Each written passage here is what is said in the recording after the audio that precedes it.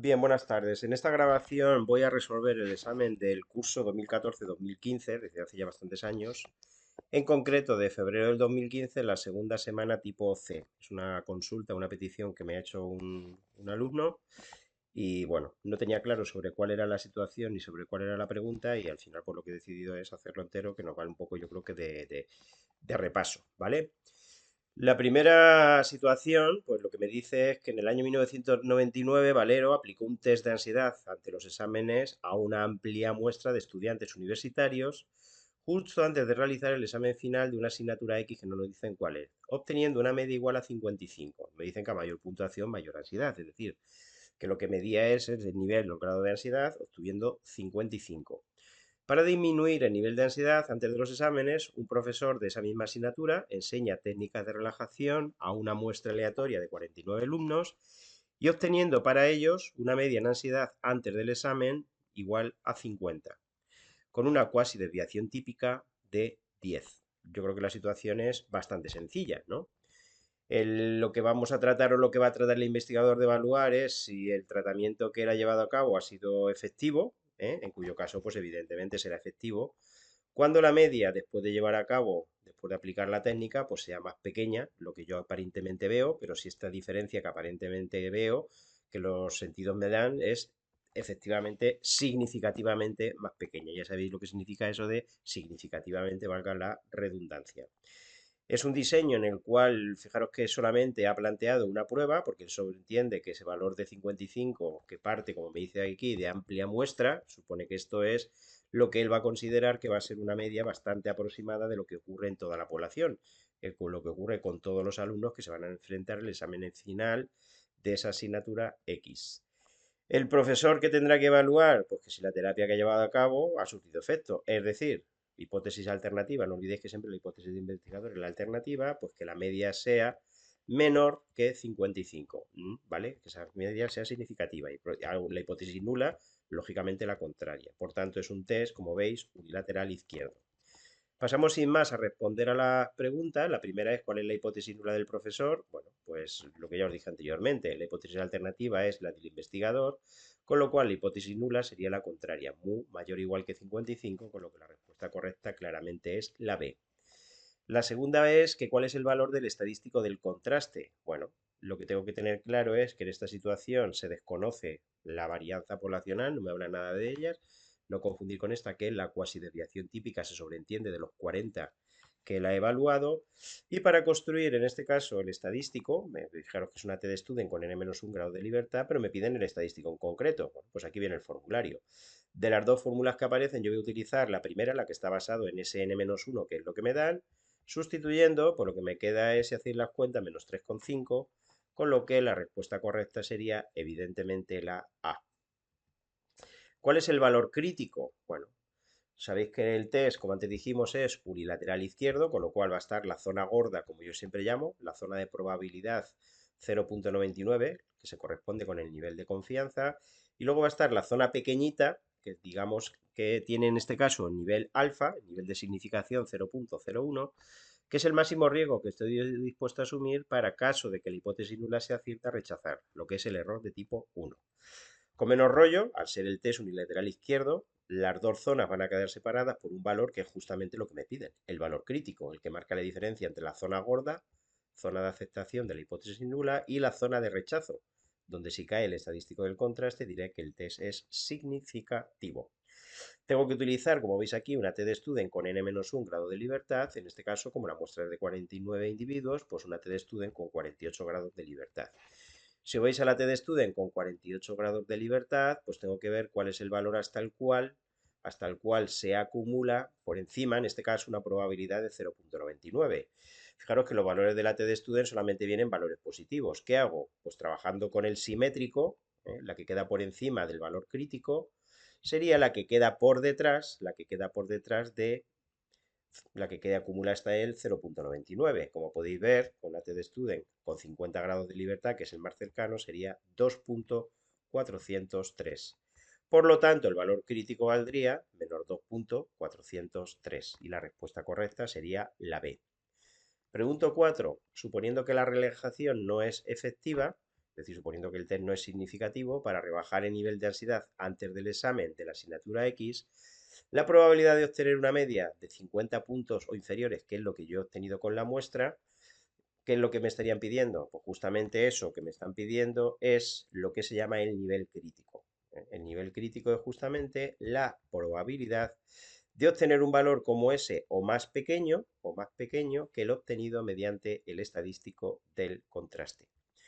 Bueno, para calcular el nivel crítico, pues evidentemente lo que yo tengo que hacer es utilizar una T-de-Student con 48 grados de libertad. Los dos que están más próximos al 3,5, porque de nuevo tengo que trabajar con el simétrico, los dos que están más próximos al 3,5, como podéis ver, son el 2,678 y el 2,403. Esos son los que estarían más cerca. Si me voy y cojo el 2,678 que se queda corto, pues la probabilidad que queda por encima sería 0,005. Fijaros que 2,678 hasta él se acumula una probabilidad de 0,995. Por consiguiente, lo que yo sé es que en nivel crítico la P va a ser más pequeña que 0,005. Por lo que la respuesta correcta sería la C. Quinta pregunta. Tras examinar los resultados obtenidos, ¿qué es lo que concluye el profesor? Pues evidentemente que las técnicas de relajación disminuyen la puntuación media, es decir, que el test claramente hemos visto que es significativo, ¿vale? Dos razones, porque el nivel crítico P es menor que alfa o porque el estadístico del contraste trae en la zona de rechazo. Por lo tanto, si cae en la zona de rechazo, aceptaremos la hipótesis alternativa, con lo cual efectivamente el test es significativo, o lo que es lo mismo, la técnica ha surtido efecto. Vale, la pregunta 6, lo que me piden es la varianza poblacional se encuentra propendida entre qué valores. Pues bueno, me piden un intervalo de confianza para la varianza poblacional, esta sería la fórmula que tengo que utilizar. Como veis, tengo que utilizar una g cuadrado con n-1 grados de libertad, una g cuadrado en este caso con 48 grados de libertad, y que tengo que determinar lo que aparece en los denominadores, que son estos dos valores que yo he llamados A y B. Por simplificar, esto que aparece aquí es justamente esos dos valores. Para calcular el de la derecha, tengo que tener en cuenta que la probabilidad que queda hacia atrás es 0,995. Esto es 0,99 más 1 menos 0,99 dividido entre 2. Este trozo de aquí, no se me olvide contarlo. Si miráis en una g cuadrado con 48 grados de libertad, me voy como siempre a la del 50, que es la más cercana, y me voy a la probabilidad 0,995, el valor de la derecha es el 79,49. Para calcular el valor de la izquierda, pues en este caso la probabilidad que queda por detrás de él es 0,005. Me tengo que ir ahora justamente a la primera de las columnas. Y el valor correspondiente es 27,9907. Una vez que ya sé los dos extremos que determinan el intervalo de confianza de la g cuadrado con 48 grados de libertad, utilizando de las dos fórmulas la de la derecha, porque fijaros que lo que me dan es lo que vale la cuasi desviación típica muestral, evidentemente la cuasi varianza, que es lo que exige la fórmula, sería tan fácil como elevar al cuadrado. Sustituyendo, me quedaría donde pone n-1, pues evidentemente pongo 48 y respectivamente este valor y este, eso me da que el límite inferior, si hacéis la cuenta, veréis que sale 60,385 y el superior 171,486, por lo que claramente la opción es la C. ¿El error típico se refiere a qué? Bueno, pues lo hemos dicho bastantes veces. El error típico siempre es la desviación típica ¿de qué? Pues del estadístico muestral del que estemos hablando, ¿no? El error típico se refiere a la desviación típica de la distribución muestral del estadístico. El error típico de la media pues se refiere a la desviación típica de la media muestral. El error típico de la proporción, pues la desviación típica del estimador de la proporción que es de la proporción muestral, etcétera, etcétera. Por lo que la respuesta correcta es la A. En un contraste de hipótesis se plantea la hipótesis nula de que la media vale 10. Si queremos calcular la potencia del contraste para una media poblacional igual a 12, ¿cuál sería la hipótesis alternativa? Bueno, pues el único caso en el cual la hipótesis alternativa lleva un igual es en el contraste de potencia, precisamente. Y la hipótesis alternativa justamente parte de la idea de que la media sea el valor que he obtenido con la muestra. Por lo tanto, la hipótesis alternativa es mu igual a 12. Insisto, contraste de potencia, única opción o posibilidad en el que la hipótesis alternativa lleva un igual. En todos los casos siempre lleva un distinto, un mayor igual un mayor, un menor o un menor igual. Contraste de potencia. La hipótesis alternativa es que el estadístico, en este caso la media, tome el valor que ha arrojado la muestra, en este caso 12. Opción correcta, la C. Noveno, al aumentar el tamaño de la muestra, bueno, pues esta hay que darle un poquillo de vueltas. La A es correcta, al aumentar el tamaño de la muestra disminuye la probabilidad de rechazar la hipótesis nula siendo cierta, es decir, el error de tipo 1, pero también disminuye la probabilidad de rechazar la hipótesis alternativa siendo cierta. Por lo tanto, las dos anteriores son correctas, por lo que la respuesta correcta sería la C. Pasamos sin más a la segunda situación, es un poquito más, no sé si liosa, pero posiblemente más difícil de entender. Fijaros que tiene más texto y hay que leerla debajo, ¿no? En esta situación donde me dicen que en un trabajo publicado en la revista Patatín Patatán, la que sea, por una serie de autores, se estudia en una muestra de mujeres universitarias la relación entre el estilo atribucional y los síntomas depresivos, señalando que el estilo atribucional negativo, es decir, cuando el estilo atribucional es negativo, constituye un factor de vulnerabilidad para desarrollar malestar psicológico o emociones negativas. Bueno, pues eso me han contado, eso es lo que aparece en ese trabajo. Y ahora es donde empieza, ahora es donde tengo que leer despacio. Imagine que usted dispone de una muestra de varones a los que pasamos el cuestionario de estilo atribucional y los divido, según la puntuación obtenida, en dos grupos. A los que tienen un estilo atribucional positivo los meto en uno de los grupos. Aquellos que cuando les paso el cuestionario arrojan resultado un estilo atribucional negativo los meto en el segundo de los grupos. Posteriormente les administro una escala afectivo-negativa y los resultados son por los que me cuentan ahí. Ahí viene el resumen. Insisto que tengo que empezar donde dice imagine que usted. Tengo una muestra de varones a los que tienen un estilo atribucional positivo los he metido en un grupo que yo he llamado grupo 1 y a los que tienen un estilo atribucional negativo los he metido en otro grupo que es grupo 2. El diseño no es equilibrado, porque en el grupo 1 los que tuvieron un resultado positivo, como me dicen si los datos son estos 31, la media que ellos obtienen en la escala afectivo-negativa es de 14,5, la cuasi desviación típica muestral 4,5. Mientras que los que tenían un estilo atribucional negativo, que yo he llamado grupo 2, eran 41, la media 17, sensiblemente mayor, digo sensiblemente porque es lo que dicen los sentidos, luego veremos si es significativamente mayor o no, y la cuasi desviación típica también mayor. Vale. Primera pregunta, si queremos comparar el efecto negativo en los varones según el estilo atribucional positivo o negativo, es decir, si yo quiero ver si existen diferencias entre los dos grupos en relación con la media, el trabajo que tendríamos que llevar a cabo, el diseño es ¿de qué tipo? Pues me dicen, una muestra de varones extraída de dos poblaciones independientes. Bueno, una muestra no, son dos muestras, ¿vale? Dos muestras independientes de varones extraídas de poblaciones con varianzas desconocidas. Pues eso sí que es cierto. Tengo dos muestras, son independientes, no tienen nada que ver los unos con los otros. De hecho, los unos son los que arrojan resultado positivo y los otros negativo. Y la C, intrasujetos antes-después. Esto evidentemente que no es cierto. De entrada no hay un antes y un después.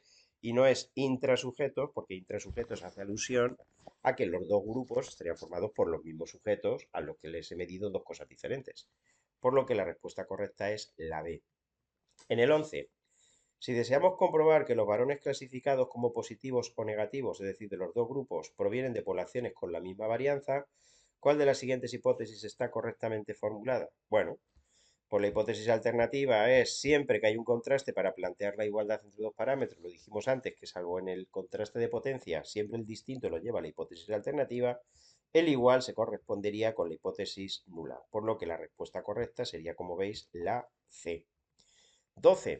El estadístico para contrastar la hipótesis de que los varones clasificados como positivos o negativos provienen de poblaciones con la misma varianza, ¿cuánto valdría? Bueno, fijaros que estoy en el caso en el que tengo dos muestras independientes y el estadístico del contraste para poner a prueba la igualdad o la diferencia, me da igual decirlo de una manera o de la otra, de dos varianzas, es este de aquí, es el estadístico del contraste. Tendría que dividir entonces la varianza del primer grupo entre la varianza del segundo grupo. Vale. ¿Qué tendría que dividir en la pregunta? ¿4,5 al cuadrado entre 6 al cuadrado o 6 al cuadrado entre 4,5 al cuadrado? Bueno, si probáis dividiendo 4,5 al cuadrado entre 6 al cuadrado, lo que yo he considerado grupo 1 y grupo 2 en este orden, el valor que os sale no es ninguno de los tres. Cuando os ocurra eso, ¿qué tengo que hacer en un problema? Pues algo parecido a lo que pasaba en la PET de este año. Hazlo al revés. Es decir, divide el grupo 2 varianza, cuasivarianza del segundo grupo entre la cuasivarianza del primero. Y si hacéis la cuenta, sí, aquí sí que me sale 1,78, por lo que la respuesta correcta sería la B. ¿Vale? Único matiz, quedaros con que en el numerador están el grupo 2 y en el denominador está el grupo 1. Eso tiene su incidencia, como después veremos, cuando calculemos los grados de libertad, porque en el numerador tengo que poner 40, 41 menos 1, y en el denominador tengo que poner 30, ¿vale? Tener en cuenta que en el numerador están los del grupo 2, porque si lo hiciésemos al revés, insisto, no sale ninguno de los tres valores. Vale. ¿Cuánto vale el nivel crítico? Bueno, pues para calcular el nivel crítico, tener en cuenta que es un contraste que es bilateral, es un contraste bilateral, tendré que calcular asociado con el estadístico del contraste que antes vi que era 1,78, tengo que calcular la probabilidad que se encuentra hacia la derecha y multiplicarla por 2, porque cuando el contraste es bilateral, al igual que el alfa, está repartido en dos zonas, alfa medio por una parte y alfa medio por la otra. Cuando el contraste es bilateral, para calcular el nivel crítico, también esta que me va a salir aquí la tengo que multiplicar por 2. Tened cuidado en eso de no olvidarlo. ¿Qué tengo que hacer? Pues coger una F de Student con 40 y 30 grados de libertad. Tened cuidado, no 30-40. Este es el que he puesto arriba, 40-30. Y tengo que ver qué es cuál probabilidad queda por encima. Bueno, si comprobáis con la tabla de la F de Snedeker-Fisher con un nivel de 0,90, veréis que el valor correspondiente es 1,573. Si os vais a la 0,95 veréis que es 1,792. ¿Qué observamos? Pues que justamente el 1,78 está entre estos dos valores. Por lo tanto, P sub 1 estaría entre estos dos valores, es decir, entre 0,05 y 0,10. Obviando la parte decimal, estaría entre 5 centésimas y 10 centésimas. Esto es lo que valdría P sub 1, lo que aquí hemos escrito. De esa manera, la P que es el doble, contraste bilateral, estaría entre el doble de 0,05, que es 0,10, y el doble de 0,10, que es 0,20. Por lo tanto, la primera opción no es correcta, es imposible que sea menor que 0,025, tampoco es menor que 0,05 y esta es la que es correcta. Es mayor que 0,05. Opción correcta, la C. 14.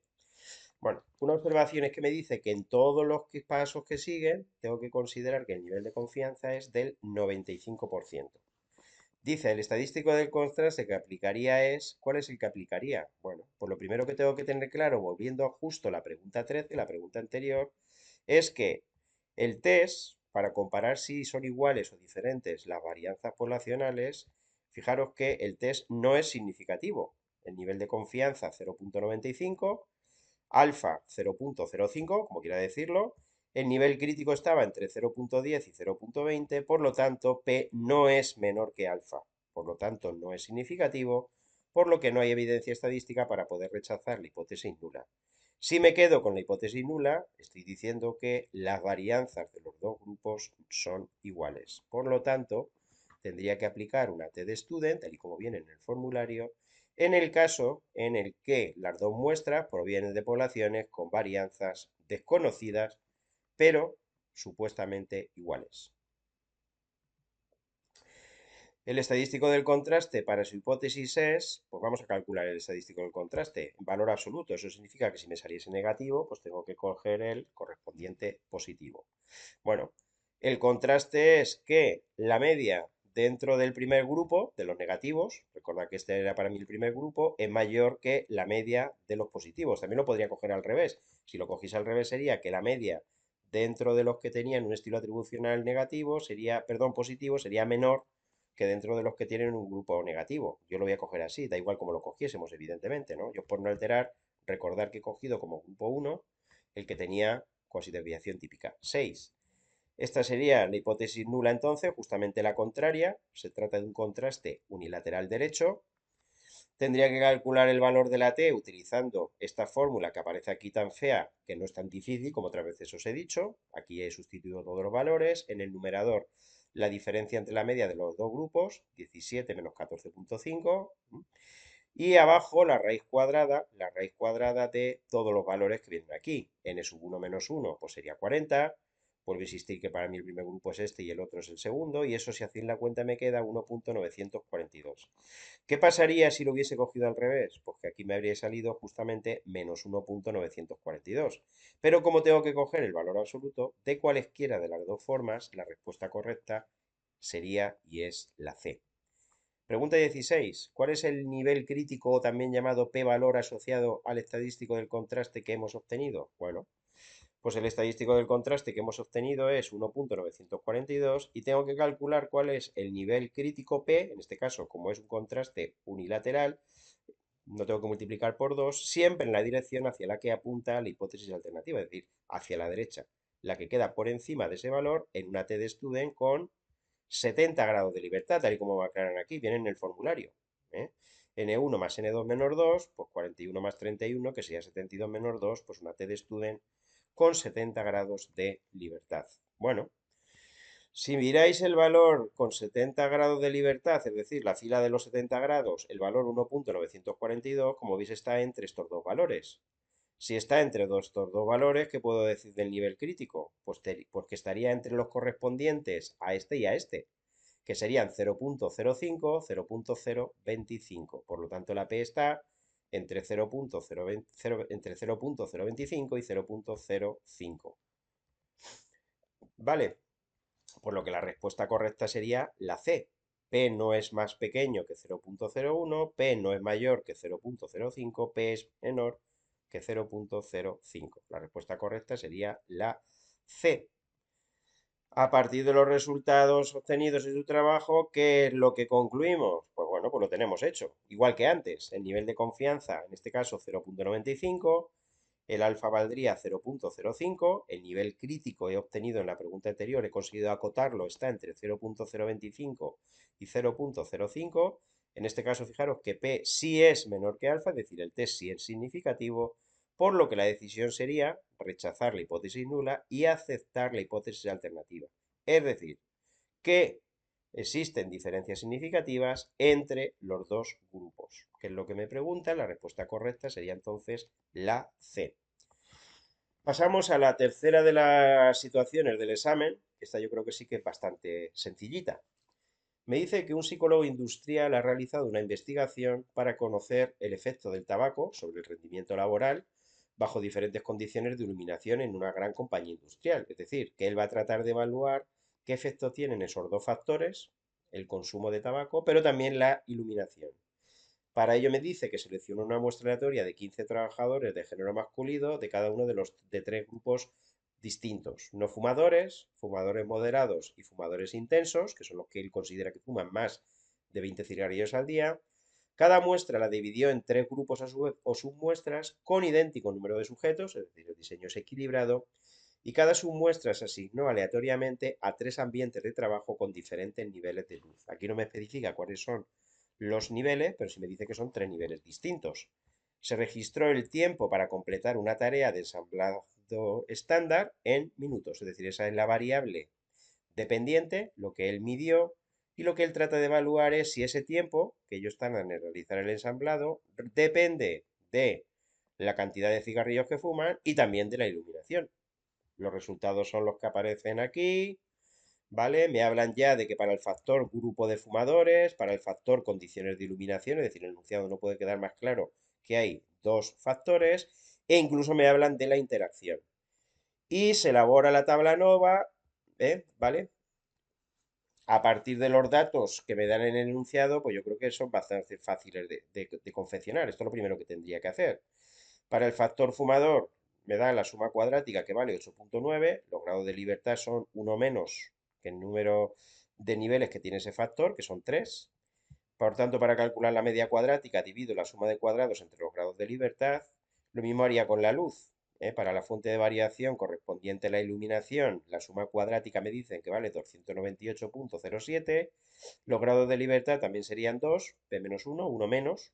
Hay tres tipos de iluminación. Por lo tanto, la media cuadrática la obtengo dividiendo 298,07 entre 2, me sale 149,04. Para evaluar la interacción, la suma de cuadrados vale 2,81. Los grados de libertad, si veis en la fórmula, me queda este 4 de aquí. Y para calcular la media cuadrática, dividiría en este caso 2,81 entre 4. Y para calcular lo del error sería este 59,25 que lo obtengo descontando del total. Es decir, una vez que tengo estos tres valores que vienen aquí en negrita, como quiera que me dan el total, pues la del error evidentemente es la parte que me falta, la parte que precisamente no es explicable a través de ninguna de las fuentes de variación ni a través de la interacción.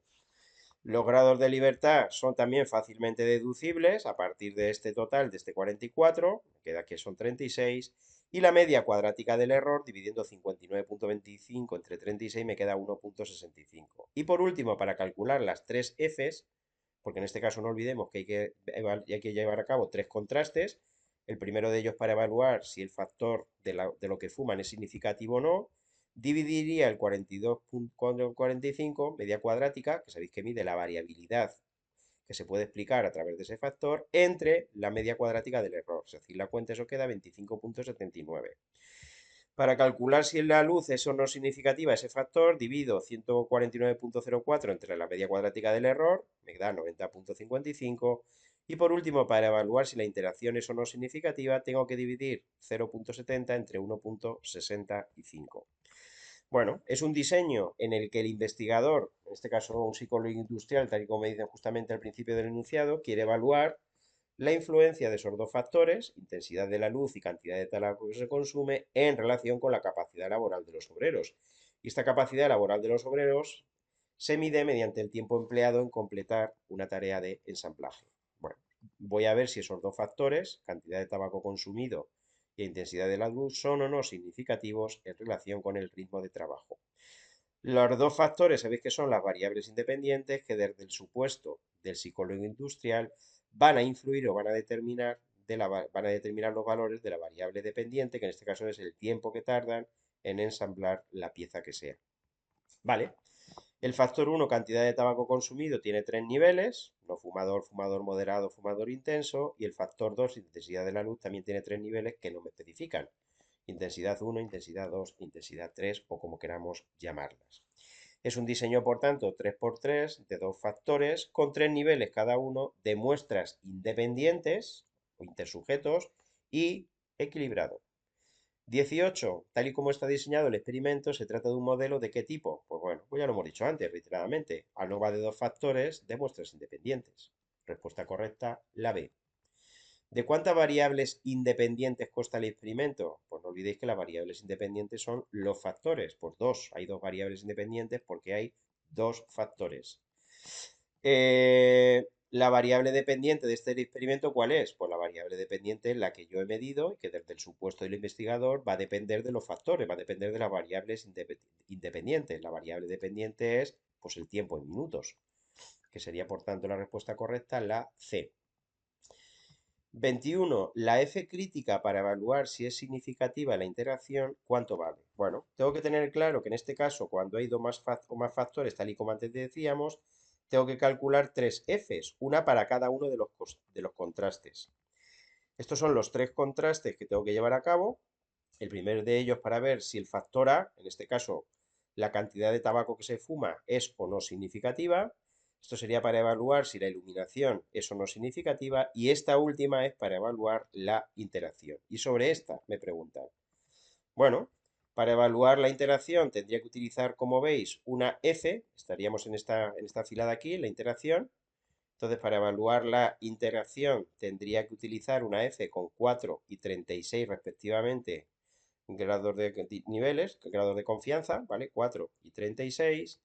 Y tendría que calcular el valor crítico. Eso es lo que me pregunta, no confundir con la F, que es el valor que he obtenido, que sería el estadístico del contraste. El valor crítico con un nivel de confianza de 0,95. Bueno, fijaros que tendría que coger una F436. 36 está más cerca de 30 que de 60, motivo por el cual yo cogería aquí 2,690. También a veces es interesante coger el factor más desfavorable, es decir, el más alejado, en el sentido de minimizar el error de tipo 1. En este caso, 2,690 es el que cogeríamos. Ese sería el valor crítico, por lo que la respuesta correcta, evidentemente, es la A. 22.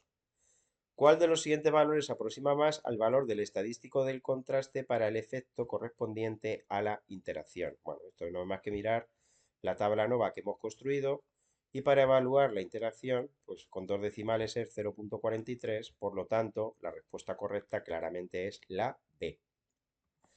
Una vez comprobado el efecto de la interacción, ¿cuál de los siguientes valores se aproxima más al valor del estadístico de contraste para el efecto condiciones de iluminación? Bueno, aquí hay que tener un poco de cuidado porque uno diría, pues igual que antes, para evaluar la condición de iluminación, pues este 90,55, pero yo veo aquí, y aquí aparece un 90,54 que si voy rápido contestaría que es la B. Pero tener cuidado porque me dice una vez comprobado el efecto de la interacción. La pregunta es, no hemos terminado, lo teníamos prácticamente a huevo, lo teníamos casi hecho, ¿no? La pregunta ¿es significativa la interacción o no es significativa la interacción? Fijaros que no, claramente no. El valor crítico que antes calculé era 2,690 y la F, 0,43, cae claramente en la zona de aceptación de la hipótesis nula. Dicho con otras palabras, no existe interacción. Y tengo que tener claro que cuando no existe interacción, no se olvide, esa fuente de variación que no es explicable desde la perspectiva ni de la cantidad que se fuma, que es justamente lo que aparece en la primera fila, ni de la cantidad correspondiente a la luz, ni como tal, como la interacción, se acumula a la fuente de variación que no es explicable por ninguno de los dos factores y que es lo que aquí pone error. Cuando uno pone aquí error, ¿qué es eso del error? Pues justamente lo que en este modelo no es explicable ni desde la cantidad que se fuma ni desde la luz. Otros factores, pues no sé, el tiempo que se lleva trabajando, grado de motivación, en fin, otros factores, otros elementos que por ahí y que también lógicamente van a intervenir en la mayor o menor destreza o rapidez con lo que se haga el trabajo. Bien, ¿qué tengo que hacer entonces? Pues aquí os he puesto la tabla ANOVA que obtuve al principio, que es esta que viene aquí, y esta columna la tengo que asumir, es decir, esta desaparece, este 2,81 lo acumula el 59,25, que me saldría este 62,06. Los grados de libertad del error pasan a ser 36 más 4, que son 40. Y la media cuadrática ya no es como era antes 1,65, disminuye algo, porque es 62,06 dividido entre 40, es decir, 1,5515.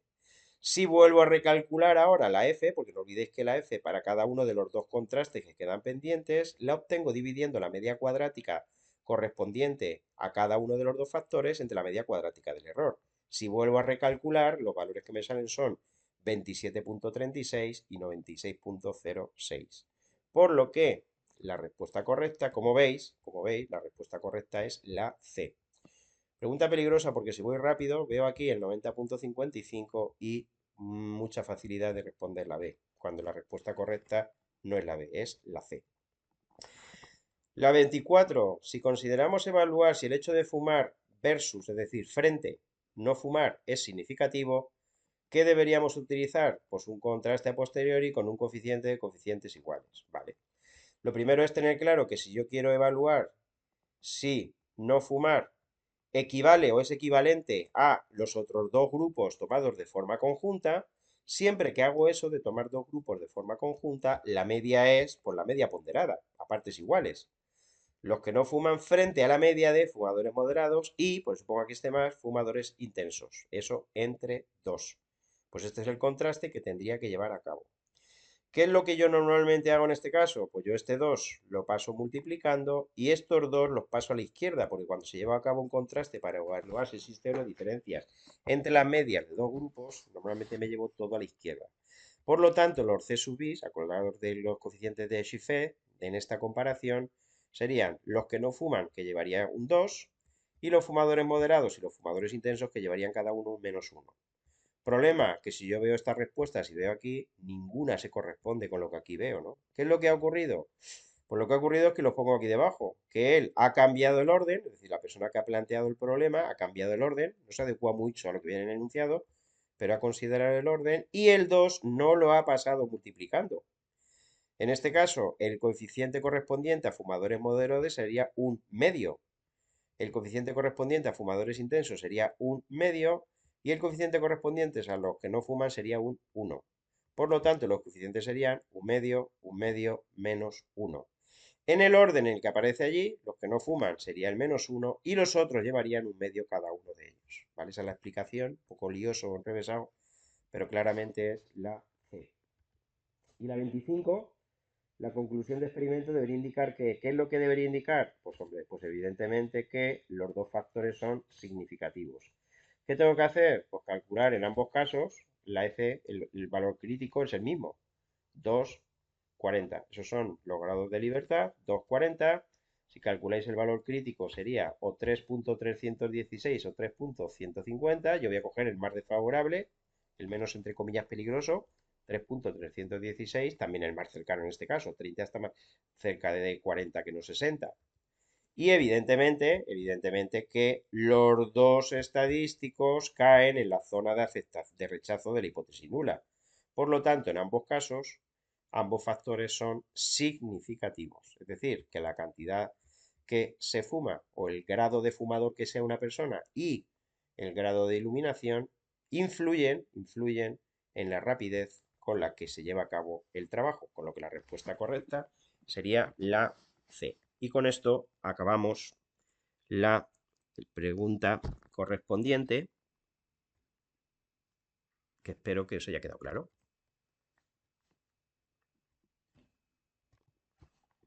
Vale, paramos aquí. Vamos a parar. Vale, paramos aquí.